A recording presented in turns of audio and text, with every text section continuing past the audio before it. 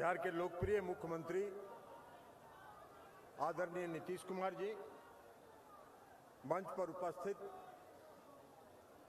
युवा हृदय सम्राट और बिहार के माननीय उप मुख्यमंत्री श्री तेजस्वी प्रसाद यादव जी, भारतीय माले के महासचिव दीपांकर भट्टाचार्य जी, बिहार के पूर्व मुख्यमंत्री जीतन राम मांझी जी, यहाँ मंच पर उपस्थित महागठबंधन और सभी दलों के सभी सम्मानित नेतागण, सभी माननीय मंत्रीगण, सभी माननीय विधायकगण और इस महारैली में आए हुए आप तमाम साथियों का मैं अभिनंदन करता हूं और स्वागत करता हूं।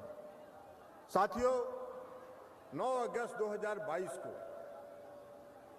बिहार में महागठबंधन में नीतीश कुमार जी शामिल हुए और नीतीश कुमार जी के नेतृत्व में महागठबंधन 9 अगस्त 2022 को बना।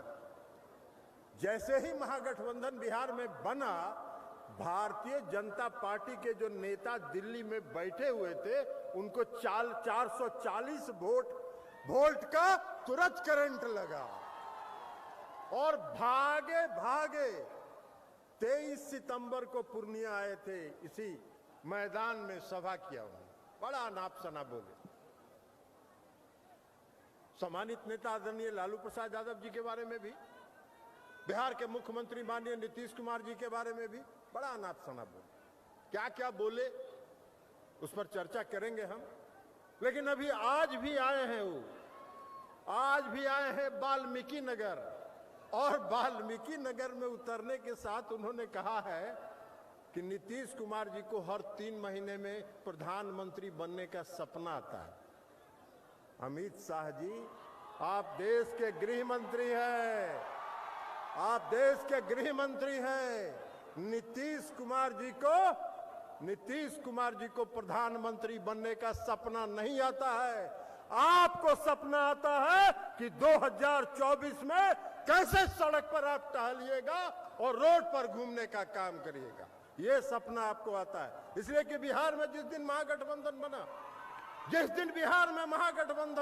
बना, उस दिन तय हो गया कि बिहार में 40 की 40 सीट महागठबंधन जीतेगी। 23 सितंबर को यहाँ आए थे, 23 सितंबर को भी यहाँ आए थे पिछले साल 2022 में। कल ही हम उनका भाषण पढ़ रहे थे, 23 सितंबर का उनका भाषण पढ़ रहे थे। भाषण में उन्होंने कहा कि नीतीश कुमार जी ने जॉर्ज फर्नांडिस को ठगा। अरे आपका कितना दिन का राजनीतिक इतिहास है? आप कितने दिन आपका राजनीतिक इतिहास है? आपको क्या मालूम है? जब जॉर्ज फर्नांडिस साहब मुजफ्फरपुर से चुनाव हार गए तो नीतीश कुमार जी ने उनको राज्यसभा में भेजने का काम किया। भारतीय जनता पार्टी ने नहीं भेजा था। नीतीश कुमार जी अपने बुजुर्गों का नेतृत्व का, जो बुजुर्ग नेतृत्व करते हैं उनका सम्मान करना जानते हैं। सम्मान करना तो आप नहीं जानते, लेकिन है। महागठबंधन बना और आज इस रैली में हम लोग आए हैं आपसे यह आग्रह करने के लिए कि महागठबंधन इसलिए बना है कि देश का लोकतंत्र आज खतरे में है। देश का लोकतंत्र खतरे में है। देश की सारी जो संवैधानिक संस्थाएं हैं वो समाप्त हो चुकी हैं। वो भारतीय जनता पार्टी के मुट्ठी में कैद है। उसको मुक्त कराना है और देश में फिर से लोकतंत्र स्थापित करना है। क्या हो रहा है? क्या होता है? आज ये भी बोले हैं वाल्मीकि नगर में कि जंगल राज के प्रतीक लालू प्रसाद यादव जी के गोद में बैठ गए जाके नीतीश कुमार। लालू प्रसाद जी जंगल राज के प्रतीक नहीं है। बिहार में सामाजिक न्याय की लड़ाई के सूत्रधार के प्रतीक के रूप में है। आपको क्या मालूम है? आपको क्या पता है? आप कुछ नहीं जानते हैं, इतिहास नहीं जानते हैं, राजनीति का भूगोल नहीं जानते हैं। लेकिन देश बचाना है। देश बचाना आज क्या है देश में? कौन सी संस्थाएं आज देश में है? सीबीआई, ईडी, इनकम टैक्स, चुनाव आयोग, सबको कैद करके रखे हैं। कोई कहीं बाहर नहीं जा सकता है।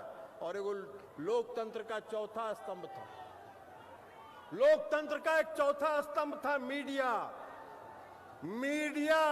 हम इन साथियों के बारे में नहीं करें जो यहाँ मीडिया के हमारे साथी हैं, इसलिए कि इनका दोष नहीं है। ये मीडिया के साथियों का दोष नहीं है। इनका जो मैनेजमेंट है वो पूंजीपतियों के हाथ में है और सारे पूंजीपति उस पर कब्जा कर चुके हैं। कोई खबर नहीं चल सकती है। आज अगर लालू जी के यहाँ छापा पड़ जाए 15 दिन तक खबर चलता रहेगा। सुबह, दोपहर, शाम, रात, हर 2-2 घंटा पर चलेगा। 81,000 करोड़ का फ्रॉड, कारपोरेट फ्रॉड इस देश में हुआ।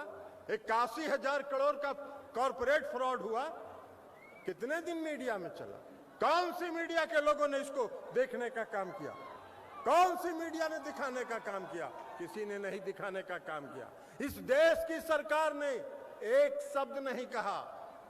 कभी भी तो कहते भाई माननीय गृह मंत्री जी, प्रवचन तो आप दे रहे हैं, प्रवचन तो दे रहे हैं, तो यह भी तो कहते कि 81,000 करोड़ रुपए का कॉर्पोरेट फ्रॉड इस देश में हुआ कि नहीं हुआ। आप यह भी तो कहते कि अगर हुआ है तो हम उसकी जांच कराएंगे, दोषियों को दंडित करेंगे। किसका पैसा गया? किसका पैसा गया? ये लोगों का पैसा गया, इन लोगों का पैसा गया, देश की जनता का पैसा गया। लाखों करोड़ रुपया जो जीवन बीमा निगम में, LIC में जो लोगों ने इन्वेस्ट किया है, 18,000 करोड़ रुपए का घाटा एक दिन में हुआ। 18,000 करोड़ रुपए का घाटा LIC को एक दिन में हुआ। कोई पूछने वाला नहीं है। आज तक सरकार एक शब्द नहीं बोल रही है। सरकार ने कभी चर्चा भी नहीं किया कि यहां देश में फ्रॉड हुआ कि नहीं हुआ। इसकी जो भी समाचार हैं वो इंटरनेशनल मीडिया में आ रहे हैं। इस देश की मीडिया नहीं दिखा रही, इसलिए कि इस देश की मीडिया दिखा कैसे सकती है? इस देश की मीडिया तो वही दिखाएगी जो वहां से स्क्रिप्ट उनको दिया जाएगा। तो इसलिए लोकतंत्र खतरा में है, लोकतंत्र खतरा में है।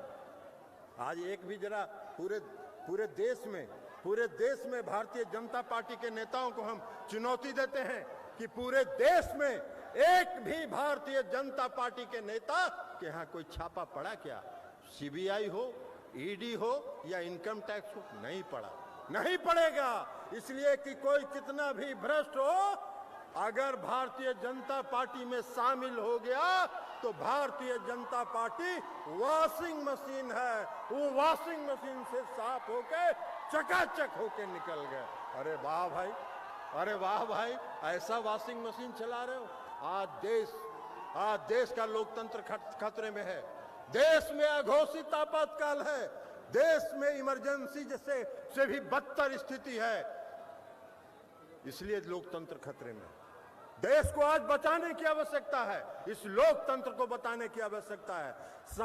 जो संवैधानिक संस्थाएं हैं वो जो उनकी मुट्ठी में कैद है उसको मुक्त कराने की आवश्यकता है। और उसको मुक्त अगर कराना है तो 2024 में भाजपा मुक्त भारत का निर्माण करना होगा। और इस रैली में आज हम ये संकल्प लेने के लिए आए हैं। तो इसलिए साथियों, हम आपसे आग्रह करने के लिए आए, हम आपसे विनती करने के लिए आए हैं। अभी आदरणीय मुख्यमंत्री जी को बोलना है, उप मुख्यमंत्री जी को बोलना है। हम उनसे के लिए ज्यादा समय नहीं लेंगे, लेकिन हम इतना जरूर कहेंगे कि हम सबों को तैयार रहना चाहिए, हम सबों को तैयार रहना चाहिए 2024 के लिए। और अमित शाह जी, सपना आप देखते रहिए, चाहे जितना सपना आप देखिए, चाहे जितना मीडिया का इस्तेमाल कीजिए लड़ाई लगवाने में, महागठबंधन में एक दूसरे में तफरका पैदा करने में, जितना मीडिया का इस्तेमाल करना है करते रहिए। महागठबंधन एक है, एकजुट है और एकजुट रहेगा। और 2024 में भाजपा मुक्त भारत का निर्माण करके ही दम लेगा। इन्हीं शब्दों के साथ मैं अपनी बात समाप्त करता हूं। बहुत बहुत धन्यवाद।